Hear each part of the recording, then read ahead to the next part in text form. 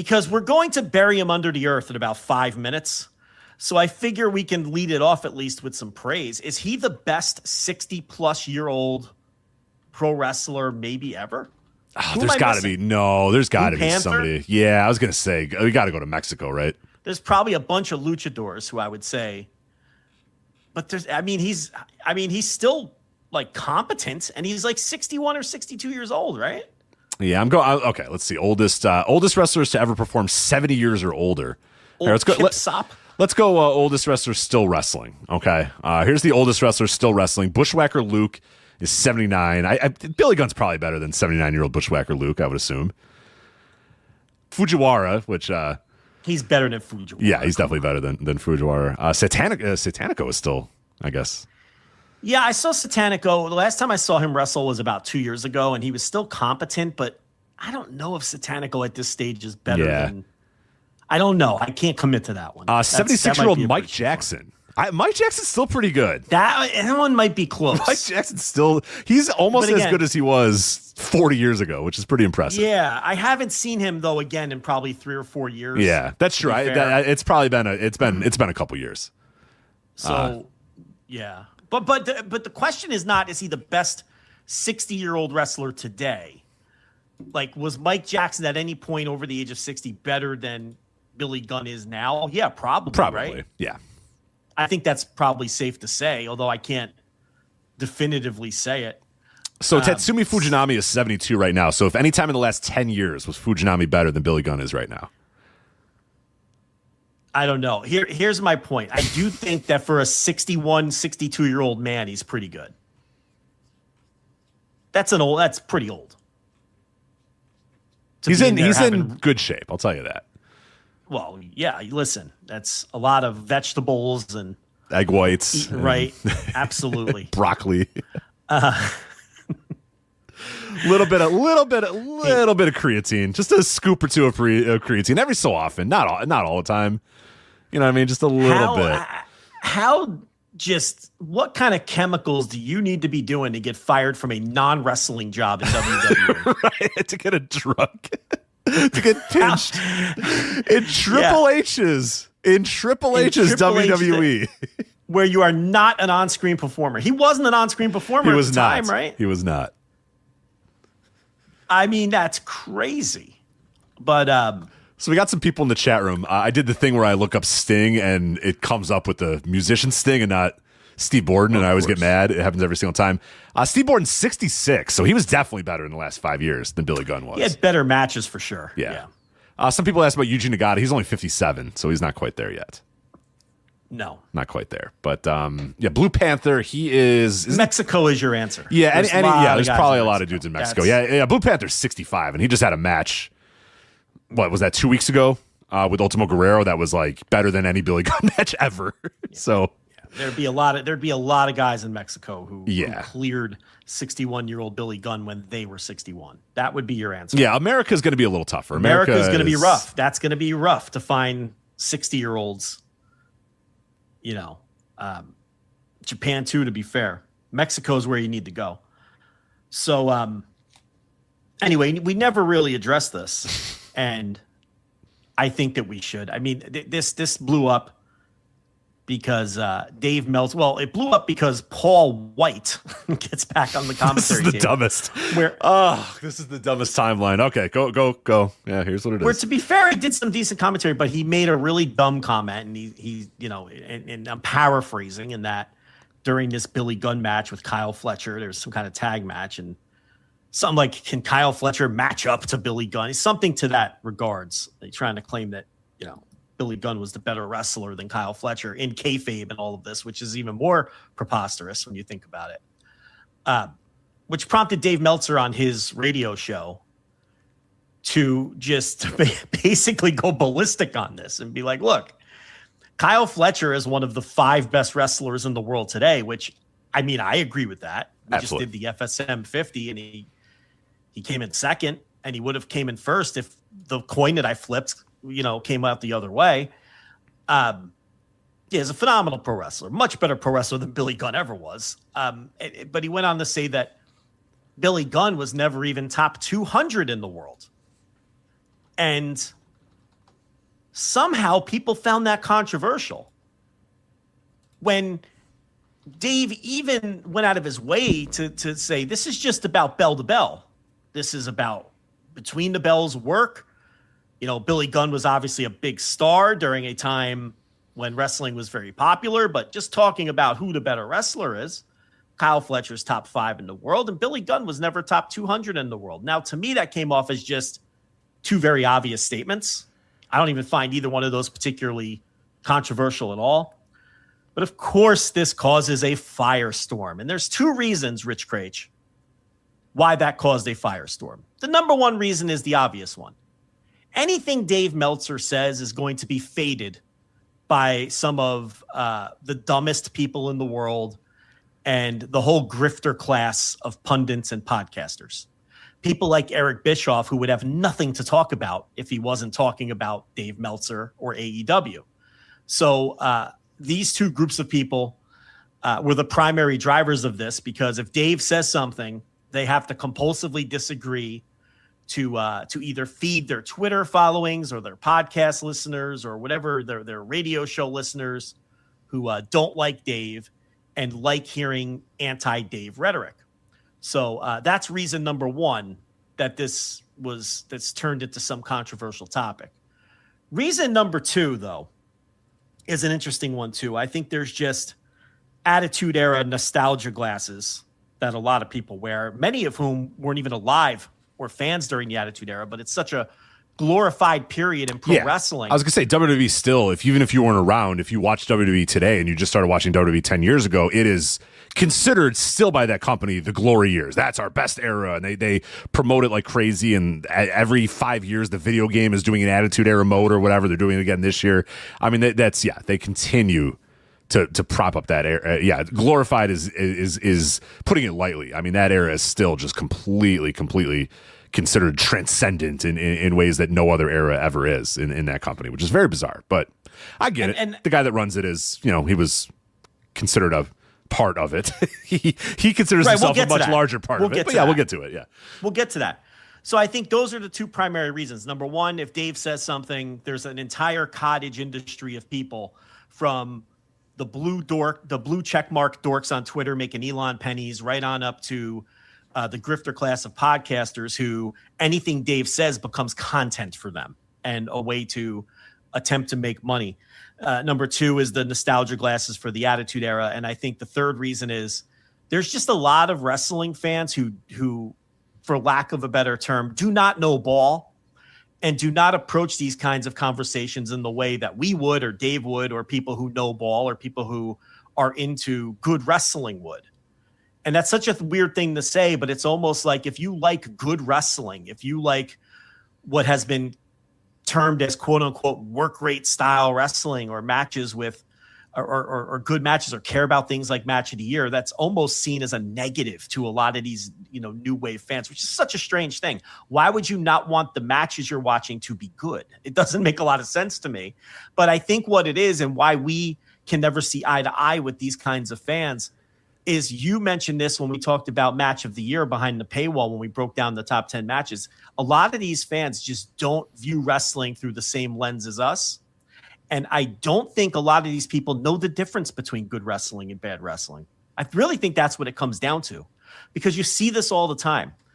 Dave Meltzer or the backup Hangman Ibu or somebody like me and you will say something obvious like, Trick Williams is not a very good pro wrestler. He's a below average pro wrestler with outstanding charisma who has a chance to be a star, but his wrestling just isn't very good.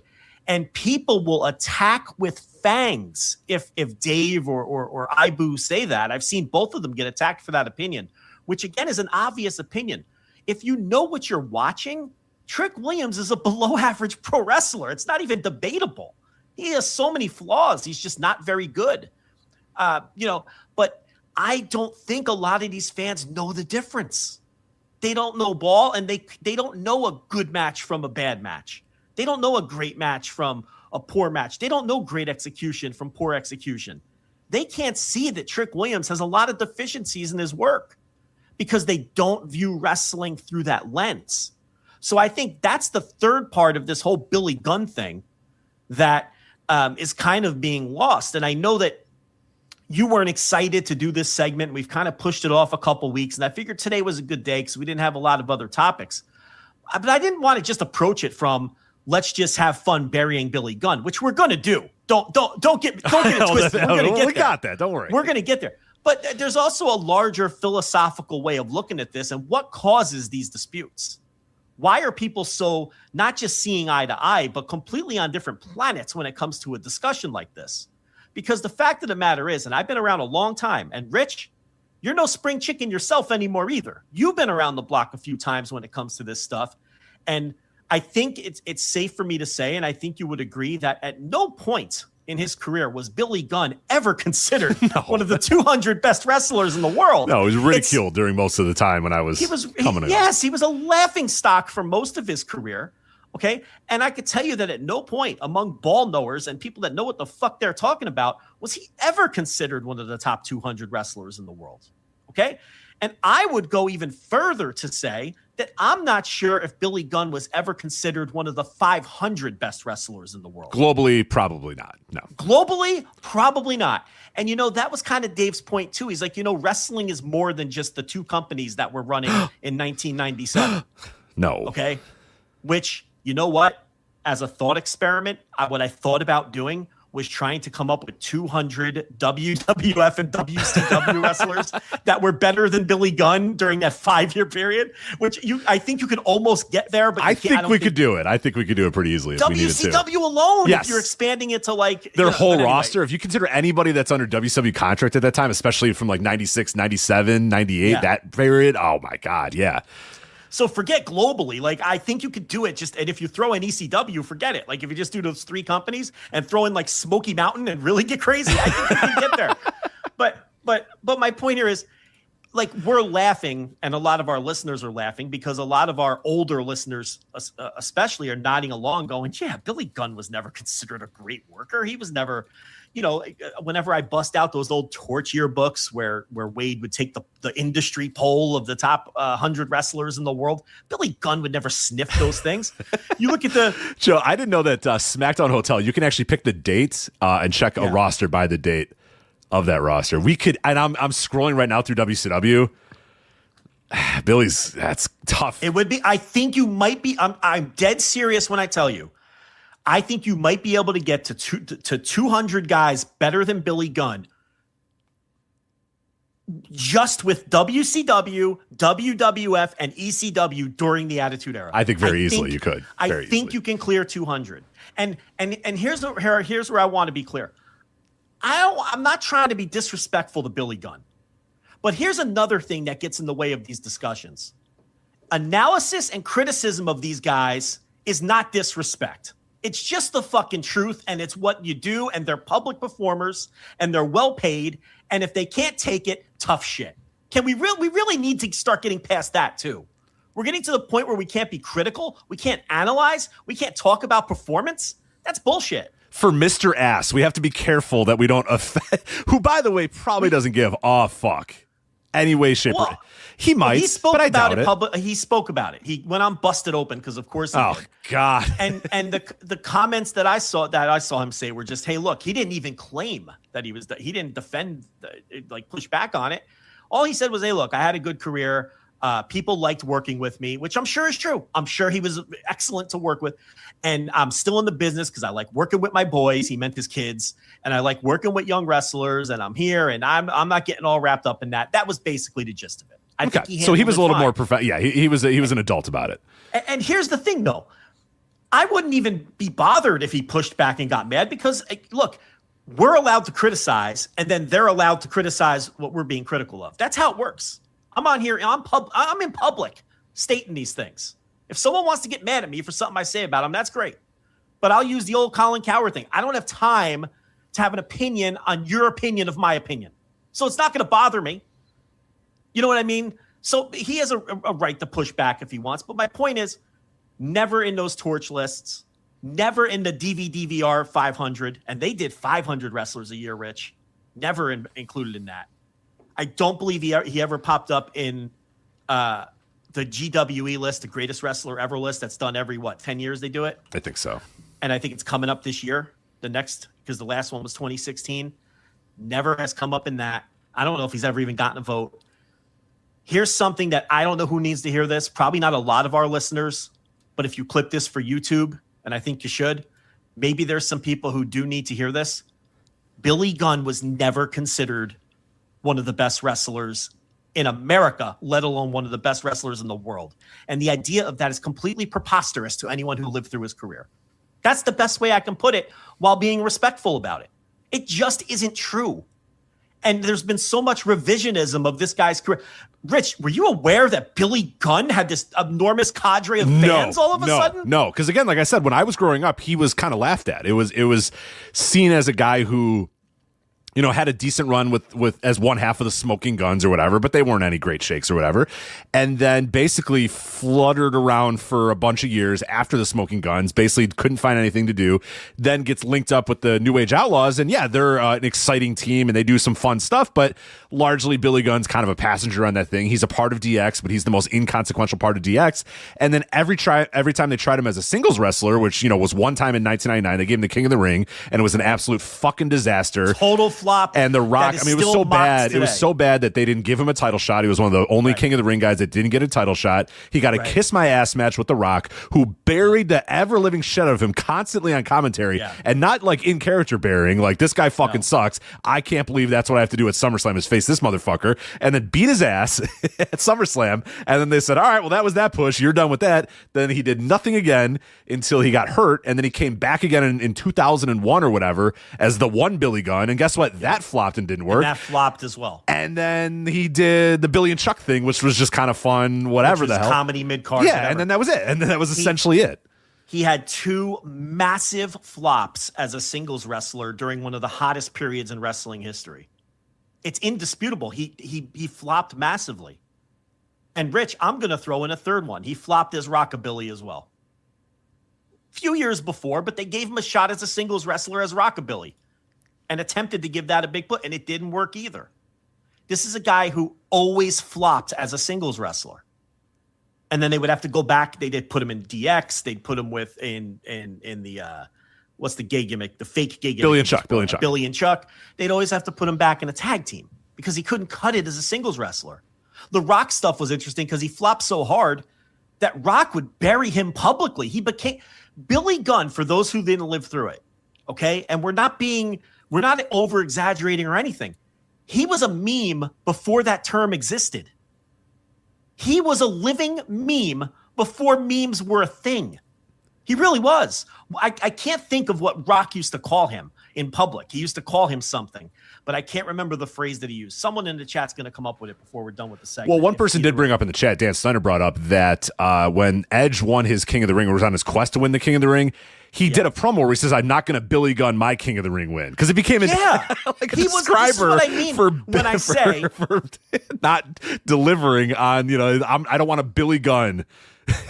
He was a living meme. Yeah. I mean, that's the best description. He was a meme before we had memes, is what he was. He was a joke.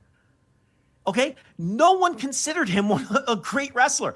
And in the aftermath of this Dave stuff, you had this wild revisionism of how great he allegedly was and what a massive star he was. Well, the star thing was what really got me. Is there was people being like, please address that too? Because I forget who it was, but someone's like, look, if there's an opportunity to watch great wrestling or like wrestlers that connect with the audience and they're going to buy tickets, like people are going to buy tickets because wrestlers that connect with them. And I'm like, yeah, you're right. Who are you talking about, though? Are you talking about Billy Gunn? Or because nobody bought a ticket to watch Billy Gunn. No one bought a ticket. Like the idea was that Kyle Fletcher is just like a wrestler that does cool wrestling moves, and nobody buys tickets to watch cool wrestling, which is not true, but fine, whatever. Well, that's the current mindset today is that good matches don't matter. No one right. But people want to buy tickets to watch stars and guys they connect with or whatever. And I'm thinking, all right, brother, yeah, I'm nodding along. Yeah, sure, okay, whatever. Are you describing Billy Gunn? Because that's not ever what nobody gave a fuck. Yeah. Nobody bought a ticket for Billy Gunn. I can assure you that not one human being ever said, oh God, Raw is coming to my town and Billy Gunn's going to be there. I have to go. I have to. During the Smoking Guns, they didn't do that. During Rockabilly, they didn't do that. During New Age Outlaws, they didn't do that. During the one Billy Gunn, during Mr. Ass, during Billy and Chuck, there was never one seconds. Never in TNA, an underrated, disastrous TNA run too. Oh my God, his TNA run, that's Cute some of the worst shit you'll ever see. So bad. Oh God, it's awful. The thing about Billy Gunn is he's had some of the worst major league runs you've ever seen. Yeah. And all of a sudden we're retconning this guy as some kind of phenomenal wrestler who was a huge star that people cared about, that people bought tickets to. That people cared about, which they didn't. Did you know the Cody tweet about when he clapped back at Disco Inferno? Oh, an all-timer tweet where he basically says, "Stop. You were over with the boys in a hot era, and I'm gonna read it. Hold on, I gotta read it. It's an all-time tweet, so let me find it. Okay, but I want to I want to build off that after you read it because go ahead. Okay, so here it is. I found it. It's so good. Great, all-time great Cody tweet. Okay, it's from April 2nd, 2018. Right. It doesn't matter what Disco said. We all know it was just something stupid. He had something fucking stupid from Disco Inferno, probably putting himself over, even though it didn't. He doesn't. Right. Okay. Quote: "Stop. You know nothing. You have drawn $0. No fan has ever left a show thinking about you. You were lucky to be a juiced up, double lifer, over with the boys type in an era where you hid in plain sight, coasting on others' success. Couldn't hang then, can't get booked now." The strongest own in the history of Twitter. God. So, do you want to know? Actually, here's what he was quote tweeting. Here's what Glenn Gabberty was. He said, "Nobody knows how to quote unquote work anymore. They would rather kill each other to get Dave Meltzer to put their match over." Which, by the way, we've been doing this for years now. That is a problem that needs to be put front and center. Guys are going to keep getting hurt. Yeah. So again, part of the just cottage industry of people who wouldn't have any kind of presence, career, whatever you want to call it. They should be sending Dave Meltzer residuals. Yeah. All of these people. But anyway. Which, by the way, Cody, it's because Cody got a cut. Yeah. He got Kenny Omega kicked him and he got a cut above his eye. And that was what Glenn decided was what people are doing to pop Dave Meltzer. But okay, carry on. The reason I wanted to evoke that Cody tweet is because Billy Gunn's not that much different than Disco Inferno. If you remove Billy Gunn from history, nothing changes. Nothing changes. The Attitude Era is just as successful as it was if he's not part of it. A different person could have said, "Suck it," you know what I mean? Because that's essentially a different person could have been the less charismatic half of an over catchphrase. Right. Another person could have let Road Dogg talk for a minute and then go, with all the charisma. We got 2 words for you. Suck it. It was not that hard. You had to find someone that could do that. You could have found someone else to be the other half, the less charismatic half of the tag team, because Road Dogg was all of the charisma in that team. And most of the work too. And if you lived through this, you know this. I feel like it's a lot of people who didn't live through it. Okay, Road Dogg was entirely the charisma. So anyone could have been the less charismatic half of that catchphrase. If you remove him, if Billy Gunn retires at the end of the Smoking Guns, whenever that tag team fell apart, Brawl for All, probably, right? No, it was earlier. No, it was like 96. Whenever it was. They fell apart. Whatever. They had Sonny got involved, and it was like 96. So let's say Billy Gunn retires. Okay, nothing changes. The WWE is in the exact same position they are right now, and the Attitude Era it doesn't make one less dollar without Billy Gunn. So this retconning, this idea that he was some massive star just because he happens to be there when the company is hot, is total fucking bullshit. And like you, to me, that's even more frustrating than listen to people. Now, here's the funny thing. You know what's funny about this? Even the people defending Billy Gunn and being insulted on his behalf, if you look closely, none of them are defending his work. They're not even attempting to defend his work. That speaks volumes too. They're all talking about what a big star he is and how he's twice the star that Kyle Fletcher is. And it's never... How many of these people, Rich, have cited their 5 favorite Billy Gunn matches? I never saw any. How matches many of these people have talked about all of the great moments that he had in matches and what a great wrestler he was and how Dave Meltzer's so off base because he had this great match and that great? How many people have done that? Almost 0. None. Yeah. They all immediately go to, do you know how many T-shirts DX sold? Do you know what a huge star this guy was? He was meaningless. He was utterly meaningless to that. You could remove him from history and it makes no difference. And I also want to say this, okay? Kyle Fletcher main evented a pay-per-view last year that drew over 12,000 fans, did 100. Hold on. It drew over 12,000 fans and did over 140,000 pay-per-view buys. That was last year, Kyle Fletcher. He main evented a pay-per-view all out that did over 12,000 fans and 140,000 pay-per-view buys. So I'm not even Billy and that's Gunn the first, and that's the first of his, and he's first. 20. What, he's 26 years old. So there'll be a couple more of those coming, I'm sure. So you know what? I'm not even sure Billy Gunn's a bigger star than Kyle Fletcher. Right. Are we even sure of that? Well, you got to find a Billy Gunn a pay-per-view main event, which I don't know that you're going to find one. I think I lived through his entire career, and I'm not sure there is one. Singles main event? I'm asking a legit question. Singles main event? I don't think so. I would say the only have a singles pay-per-view main event. I don't think so, because all he would have ever had would have been, honestly, so I looked it up actually. Guess how many in his entire career? His entire career, how many 1-versus-1 pay-per-view matches Billy Gunn had? And this is from his entire career. I'll just say his entire career. The number is going to be staggeringly low. It is. How many is it? 20. 20 in over 20 years. And half of those are New South Wrestling in Lexington, Kentucky, which is barely counts. Well, let's just talk WWE, TNA, and AEW. Okay, WWE, TNA. Then we have 1, 2, 3, 4, 5, 6, 7, 8, 9, 10, 11, 12, 13, 14. Because two of them are also free-for-alls, which I'm not going to count. They're not pay-per-view matches. Right. How many main events? Let's see. Events? In Your House number 14, Revenge of the Taker, Jesse Jamis versus Rockabilly. I don't think was the main event Jesse James. He was Jamis at that time, sir. They weren't pronouncing it James? Maybe they were. It had two M's. It had two M's. So that was the gimmick. That from Chris Zellner. I borrowed that from Chris Zellner. Okay, I'm missing the joke, I guess. Okay, yeah. I'm sorry. Because they had the two M's. So Zellner always calls him Jamis. He always calls him Jamis. It went over my head. That's fine. Royal Rumble 1999. Ken Shamrock defeats Billy Gunn for the IC title. I don't think that main evented that show. I'm pretty sure it did not. No Mercy 1999 in the UK. Mr. Ass defeated Mankind. That did not main event. Over the Edge 1999, the show that Mr. Ass defeated the Road Dogg. That did not main event. King of the Ring, the finals. Mr. Ass defeats X-Pac. That was not the main event of that match. Yeah, as the King of the Ring tournament there's no main event on that. Yeah, there was, because it was Shane McMahon and Vince versus Stone Cold Steve Austin. That's the main event. That's right. For control of the company, of course. Right. That you don't have the Attitude Era mind that I remember all this shit. You remember, so you can't get any of this by me, especially if you can get it. You can maybe get some of this. No, by me, I know. The Kiss My Ass match against The Rock, he did not main event that one. I know for a fact. Armageddon 2000, Chris Benoit defeats Billy Gunn. By the way, he's won almost none of these. He won the King of the Ring, and otherwise he's just getting his ass kicked. So how many do we got left? No main events? We have Indecent Proposal. Jamie Noble defeats Billy Gunn at Vengeance 2003. I don't think that was the main event.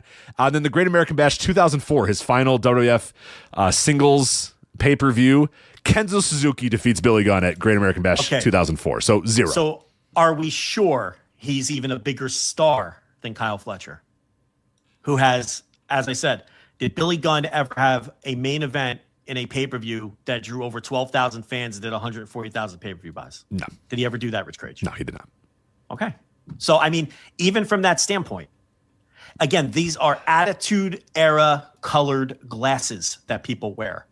Just because he existed in that, just because he was born when he was and happened to be in his prime during that era of the company doesn't automatically make him some massive star. He wasn't. He wasn't. And it's so funny because the other thing that I see him defended on is he was part of a legendary tag team. And it's like, listen, you're not even citing the right tag team because his best work was with the Smoking Guns. Absolutely, yeah. Beating up jobbers in 1993 WWF is his top work. And I have to remind everyone that Dave's argument was simply about work. It was about the wrestling. Everyone else made it about star power. I'm sorry that I had to own all of you and point out that Kyle Fletcher had one pay-per-view main event, and that's one more than Billy Gunn ever had in his life, and Kyle Fletcher's 25 years old or whatever he is. You're the reason I'm bringing that up. I would have never brought that up. You guys made it about star power. I'm not sure he's a bigger star than Kyle Fletcher. I'm not positive I don't think so either. I don't think so either. When you really, he might be, but it's like, again, that would be because he happened to exist at that time and was the less charismatic half of his tag team. Okay? Let me pose this to you. I'm going to give you a list of names. You ready? Yeah.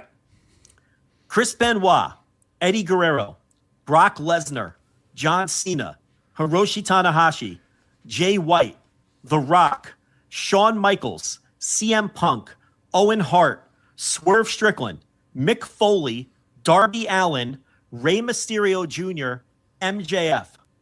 That's 15 wrestlers. Would you consider that a strong list of professional wrestlers? It's a pretty good list of professional wrestlers, yes. Of those 15, there's what, probably 12 Hall of Famers or something yeah, pretty like much, that? yeah. I think, honestly, everybody that you listed is... Is that a bunch of... You hear a bunch of great workers in that list of 15 wrestlers named? Did you know that Billy Gunn had singles matches against every single one of those people, and none of the matches were great? That's it. Did you know that's segment over? How is that true? Is that really true? Possible? He wrestled every single one of those people in singles matches at some point in his career, and Billy Gunn has never had a great match. You know what? You're reminding me of a meme that used to be around in the forum days about Chris Benoit. That people used to say the only two people that Chris Benoit can not get a good match out of is Kane and Billy Gunn. And I think at one point he did have a good match against Kane, so everybody had to update it. But I do remember that being a talking point in like late 90s, early 2000 message boards, is that Chris Benoit, everybody on earth has had a good match with Chris Benoit except for these two men, and Billy Gunn was one of them. I gave you 14 others. Yeah. You spotted me 14 others. Okay. Those are I forgot about the Tanahashi match. And listen, that's an incomplete list of great wrestlers that he's worked with. Right. I stopped at 15, all singles matches. How is it humanly possible? Rich, I feel like if you let me train for a month and I had singles matches with those 15 people in their primes, I could pull out 1 3 3/4 star match. How did this guy work with all of those people and never have a great match? It's rhetorical. You don't need to answer. That is a crazy list of singles matches to where none of them were memorable. Forget having a great match. You people love your moments. Were any of those matches memorable? You don't even remember half of them. As you were listing the names, I'm like, I don't know where this is going, but apparently I knew where it was going. You're like Rey Mysterio Jr. When did he wrestle him? But he did. You can look it up. The Tanahashi one I always forget about. How do you have singles matches with those 15 guys and not accidentally have a great one? And none of them are good. Yeah. So I will take it a step further. You've watched his entire career. You've seen more of his career than me because I checked out of a lot of the Attitude Era. Because it was utter shit. Has Billy Gunn, tag or singles, ever had a great match? Just one. Has he had one? I'm open to it if you suggest me one. I would say there is one match, match off the top of my head, there is one match that I will say, and it's the WrestleMania dumpster tag match. And that is, and let me preface this. This is the New Age Outlaws versus Cactus Jack and Chainsaw Charlie at WrestleMania 14. I remember it well. Yeah. Here's the thing, though. You know what made that match great? Cactus Jack and Chainsaw Charlie taking fucking hellacious bumps. It's not that hard. You know, like on the list of people that have a lot of good matches, Terry Funk and Mick Foley have a lot of those. And a lot of those are, I'm giving you my body, do whatever you want with it. And that is what that match was. So look, and Billy Gunn was 4 out of 4 in terms of guys that were important in that match. Road Dogg, Mick Foley, and Terry Funk were the ones. But that is one that I legit think is a very, very good match. But did Billy Gunn make that match good? Absolutely not. He is the least important person in that match. So there's one. We got another one? That's about the list. I got you that. Okay. This is a guy who has been wrestling basically full time since 1993. And he's had one match that I think most people would say, yeah, that was a really good match. Dare I say, great match. And it was a gimmick dumpster match where other people took all the bumps. I mean, look, we're not like going against the great. This guy was never considered good, let alone great. Maybe for a couple years here and there. I would say if you're looking for a period of time in his career where he would even sniff the top 200 wrestlers in the world, you'd have to go to like 1993 or 1994. And you'd have to really be into the Smoking Guns TV squash matches, and because they were a legitimately fun team at that time. Any time after that, because what do you have? You got that weird 96 rockabilly era where he was putrid. Then you've got the Attitude Era, which we've covered top to bottom and shown that he really didn't do much of anything in terms of wrestling.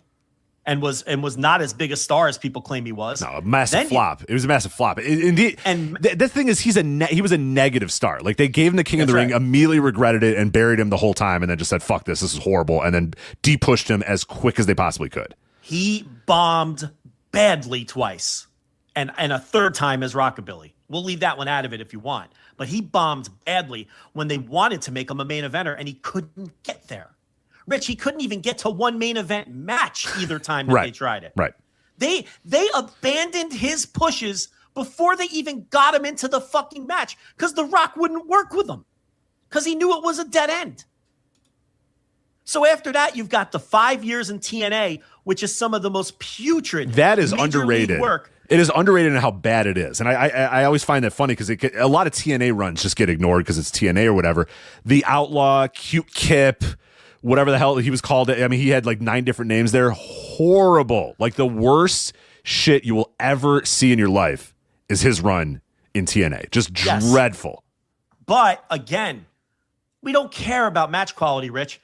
Billy Gunn was such a huge star that TNA just did massive business from 2005, 2009. Oh, yeah. Right? Oh, yeah. Of course. Right? Yeah. That's how that turned out, right? I'm sure. I'm not going to look it up, but I'm sure. How many T-shirts did he sell during those 5 years? How many Cute Kip shirts did he sell? Yeah, I don't know. Probably a lot. You see how that works?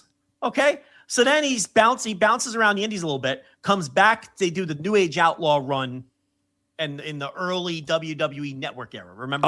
That was right. That was okay. That stuff was fine. He was with the Usos. He was facing the Usos and stuff like that. Perfectly fine nostalgia. The Rhodes Scholars, Cody and Damian Sandow and shit like that. Yeah, it was. But fine. Again, if you're talking about work, nothing anybody's ever going to remember, and I don't give a shit how many people who worked with him want to tell me how great he is to work with and how safe he is. That's for you if you're in the ring with him. I don't give a fuck. Yeah, I'm watching. That was like the Kane thing. People always say that about Kane. I'm like, I don't give a fuck if he's not snug in the ring. I mean, I that's don't fine. give a shit. Yeah. That's one facet, I guess. But as a viewer, why does that matter to me? The debate here is, was he one of the 200 best wrestlers in the world? And I'm going through every step of his career to show you that he never was. Then he had his New Japan run.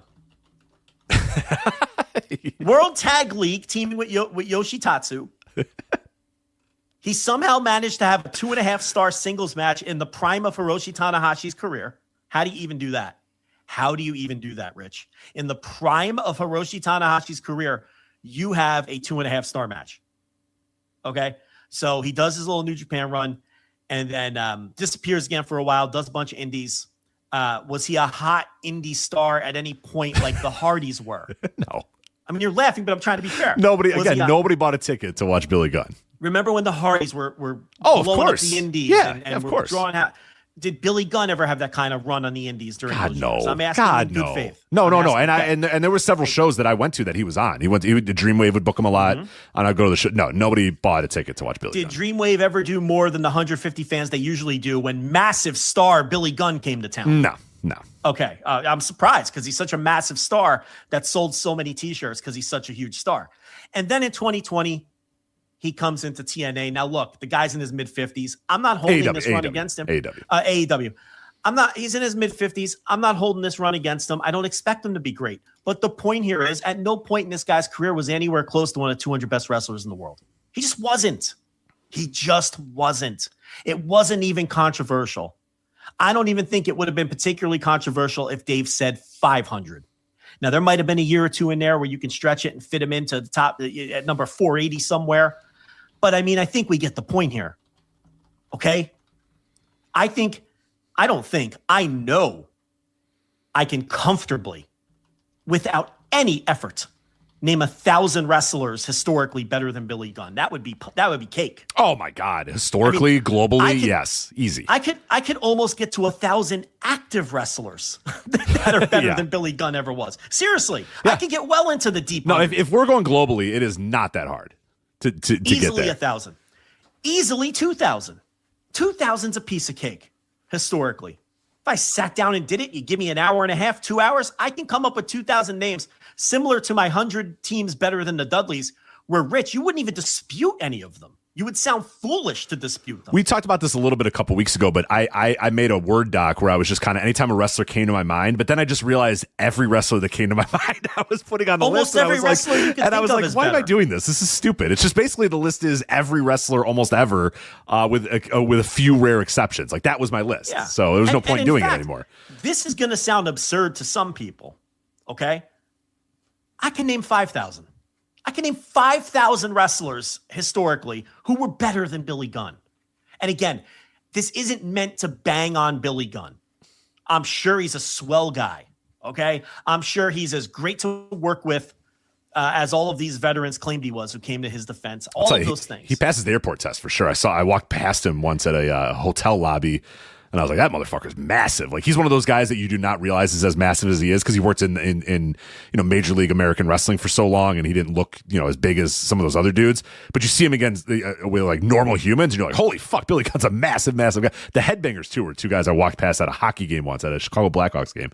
I walked by the Headbangers. I was like, those are the biggest guys I've ever seen in my entire life. And it's the fucking Headbangers. But that's about it. Other than that, that's my praise for Billy Gunn. But what I know about Billy Gunn for certain is when it comes to his wrestling, his bell to bell, he was never one of the 200 best wrestlers in the world. No. He's not one of the 5,000 best wrestlers of all time. And if you really wanted to push me and make me do it, I don't even think he was one of the 200 best wrestlers in the 3 American major promotions during any point of the Attitude Era. I mean, we could probably come up with 200 more. We could probably do this. We could do it. The more I think about it, the more certain I am that we could do it. No, I'm looking at this WCW roster because again, you can. I love the SmackDown Hotel. You can pick the date. I mean, just that I went to 1999 and just that WCW roster in 1999. You could clean up very quickly. Not only do we not have to leave America, we don't have to leave WCW, WWF, or ECW, and we could probably get to 200. Just to give you an idea, here, let's do this as an exercise. We're not going to do all of them. I'm going to read the first 3 lines of people. Okay, this is the 1999 WCW roster. Okay, 1999 WCW 99. roster. This isn't even peak WCW. This isn't even peak WCW. 1999. They're on the way down at this point. Yes. All right. Here's the first 3 lines. All right. Alex Wright. We'll keep going. Oh no, I was gonna say, are you gonna just do yes or no? Is read them all off, and I'll mark down the ones I think. Okay, and I'll all right. tell You want to do that? Okay, Alex Wright. Arn Anderson. I think. Oh God.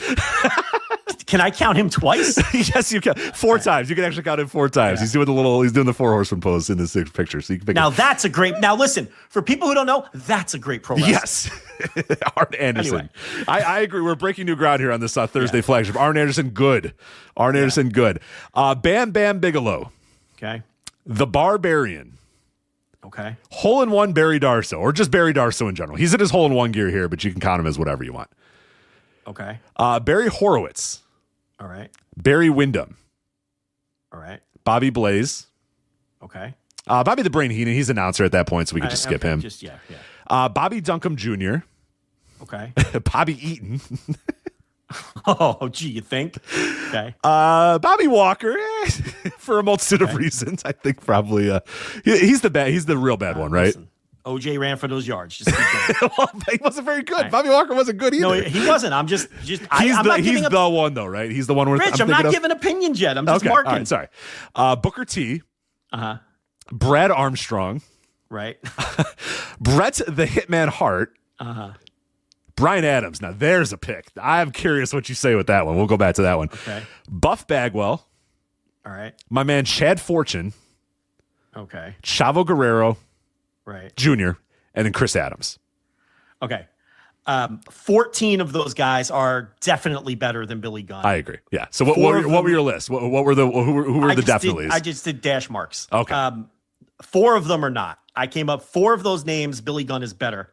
I think Billy Gunn is better than Bobby Duncombe Jr., Bobby Walker, Brian Adams, and Chad Fortune is my 4. Those might have been my 4. It sounds, but I also had a middle group of 2 or 3 that I think I'd have to think about it more than just on the spot. Like Barry Darso would be one where I'm like, Barry Darsow. Yeah. Barry Darsow was one I put where I'm like, I have to think about it. Yeah. But I think ultimately, Darsow had a better career. Okay, so now let's do the WCW roster in 1997. I'm just going to pick a random part of that WCW roster. Okay, just as a thought experiment. So let's go scroll. Okay. Anyway, for that 99, it was 14 out of 18 to me are better than Billy Gunn. Right. Okay, I just randomly scrolled. We'll do another 3 lines here. And like 12 of them were like no brainers. Like, right. Bret the Hitman Hart. Yeah. Brad Armstrong. Like, what are we even doing? Like, Bobby it's not even Eaton. close. Yeah, Bobby Eaton. Anyway. All right, so a random line in 1997 WCW. Okay, here we go. Yeah. Kevin Nash. Conan. Right. La Parka. Yep. Lanny Poffo. Okay. Larry Zbyszko. Lanny Poffo's funny because it's like I know. he never ended up working, but we're just going who was better wrestler. He's on the list. Yep, he's on the list. Zbyszko was an announcer. We counting him? No, hold on. He faced Scott Hall at WCW Starrcade 1997. I'm gonna give up. Listen, in 1997, Billy Gunn was better than Larry Zbyszko. Oh, I don't know. I don't know. That's a no from me, dog. Fair enough. Bruno versus Larry, by the way, flagshippatreon.com. Lex Luger. Okay. Lord Steven Regal. Right. Let's get some ladies in here. Medusa. Oh, that's a close one. Okay. Marcus Alexander Bagwell. He hasn't quite gotten buff at this point. I think he was one of my no's in 99. Oh, man. Yeah. That's the shits. Come on, let's be honest. Masahiro Chono. Oh, yeah. Okay. Miko Satomura. I don't know. Billy Gunn or Miko. Let's talk about it. Let's break it down. Let me think about that. Yeah. Let's see here. Meng. Right. Mike Enos. Right. Mr. JL. Yeah. Pat Tanaka. Yeah, only 2 of them were worse. I got 14 better.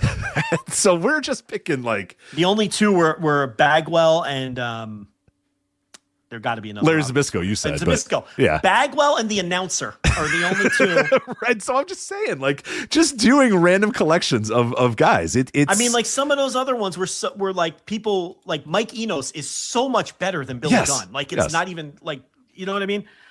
So so 14 out of 17 and 14 out of 18 from 1999. And this is what I'm saying. I think you could probably get to 200 in any one of those years where he was where Billy Gunn's peak. We just listed about 30, 40 names, and he's better. He's definitely better than about 5 or 6 of them. Right. That was just a random selection and that was just you said, like just WCW and just and WCW in 2 different random years, including one of their down years in 1999. It's absurd how quickly you could get the numbers. Yeah. So again, I just think that to wrap this up, I just think that, we talk about this all the time. I just think that fans are speaking different languages sometimes. We're all speaking English, but we're really just speaking different languages because I think there's a large group of modern fans who really don't know the difference between good wrestlers and bad wrestlers. And you see it even today when they're like totally blown away and taken aback if someone says that like Trick Williams isn't any good. They don't understand why Trick Williams isn't good. So why would they understand why Billy Gunn wasn't that good? It's the same thing. They don't know. They just don't know, Rich. And it's like, some people are doing it to be performative. Some people are doing it to just fade Dave Meltzer at every turn. A lot of it is the tribalism because the WWE fans, of course, the tribalistic ones are going to say that moments and stories and all this stuff matters and work doesn't and good matches, who cares? But I do think a lot of it too is they don't know what a good match is. Mm-mm. And you know what else proves that? Every time there is a great match in WWE, these people fall over each other when they see greatness, they understand it, but they see it so few and far between that it's lost on them a lot of the time. I don't think that a lot of these people can see a difference between Trick Williams and Gunther. I'm serious. I don't think they know the difference, Rich. I don't think they know the difference between what Trick Williams does and what Sami Zayn does. I don't think they know. They don't see it because they don't watch it like that. They're watching for different things. Right. And this is me being overly polite, but I also think that's the truth. But when you've got, your Eric Bischoffs and your people like that who are coming at this and talking about, Eric Bischoff talking about how Billy Gunn was such a huge star, which we demonstrated that he clearly wasn't ever a huge star. He happened to be around when there were a lot of big stars and he was part of it. And how he said that, and I'm paraphrasing, that Kyle Fletcher couldn't draw flies to a barn Do you think Eric Bischoff is even aware that Kyle Fletcher main evented a pay-per-view that drew almost 13,000 fans and 140,000 pay-per-view buys? No. Eric Bischoff, who does a podcast about the business side of pro wrestling, probably isn't even aware of that. He just talks completely out of his ass. The man knows nothing. He's clueless. He's a total buffoon. But somehow he has a following because he beat WWE in the ratings for a year and a half. And there's 45 to 55-year-old men who cannot let go of that. And they still think it matters. When the reality is, it didn't even matter in real time. Did not matter then. What did it matter even in real time? And it means less now. And all it is allowed, and unfortunately, all that it is allowed for is to give a platform to a guy that's fucking clueless and knows nothing. And unfortunately, we're stuck with him until his unfortunate passing someday. We're stuck with him because he won a meaningless ratings war for like a year and a half, which isn't even all that impressive, by the way. And the reason we're stuck with him, too, is because all of his other business ventures failed miserably. So he's stuck on the only thing he has ever actually been successful at. I wish that man was the greatest reverse mortgage broker in the history of the business. I wish he was the best beer brewer ever, but unfortunately, he is not. Go the fuck away. Unfortunately, midget wrestling and I wish he celebrity wrestling and the Ninja Stars and I wish he had the magic touch for creating reality shows, but unfortunately, everything he touches flops. Yeah, unfortunately, that Scott Baio show did not become the most popular reality show ever, and Jason Hervey doesn't do anything with him anymore. Wait, hold on. That was his successful. I know. It had like 3 seasons. That's it. So okay. So I wish this guy was good at something else so he'd go away because he poisons the well.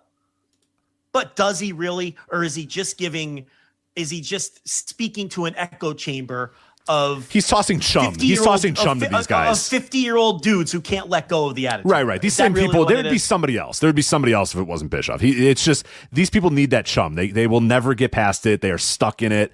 I even know people that are just constantly, their wrestling lives are just consumed by the Attitude Era, and they will never grow out of it. They will never get out of it. They're just stuck forever and ever and ever in it. And it's very strange. I can't understand it. I just really cannot. But it's got a hook on people that is never ever gonna let go, and I don't understand it. Well, to wrap this up, anyone who wants to dispute anything we had to say, my answer would be, all right, give me your 5 favorite Billy Gunn matches. Tell me the great matches this guy has had. And if you want to come at me with, well, he was a huge star, well, all right, give me the 5 biggest buy rates he ever did, main eventing a pay-per-view. Give me the best moments. Give me the best moments of Billy Gunn's career. I'll take that too. That too. And give me all of his great pay-per-view successes and give me all the ratings he popped over the course of his career. If you want to tell me what a great star he was, I mean, then back it up. It's very easy to just say those things and go, Attitude Era. But it's another thing when you have to show your work. I think that we just showed our work. I think we sufficiently showed our work here. I'm open to debate anyone on this. Never a top 200 wrestler. I say not a top 5,000 wrestler in the history of the business, and I think I could probably go higher than that. Okay? And I also say not a big star either. And I also am not sure if he's a bigger star than Kyle Fletcher. I'm not sure of that. He might be, but I'm not. I'll tell you what. In 3 years, he won't be. It won't even be a debate. No. Oh, God, no. I mean, Kyle already has, like you said, as you addressed. It won't even be debatable. Kyle already has one more pay-per-view main event than Billy Gunn ever had. And already cleared. Yeah. He's cleared. Kyle Fletcher has cleared Billy Gunn already in successful pay-per-view main events. And he's 25 years old. Yeah. I think he's 27 or 28, but regardless. Whatever he is. He's in his 20s. By the time he's 30, and especially by the time he's 62, I think he'll eclipse 1 as the number of pay-per-view main events that has been in. The work is not even debatable. And at that point, the star power won't be debatable either.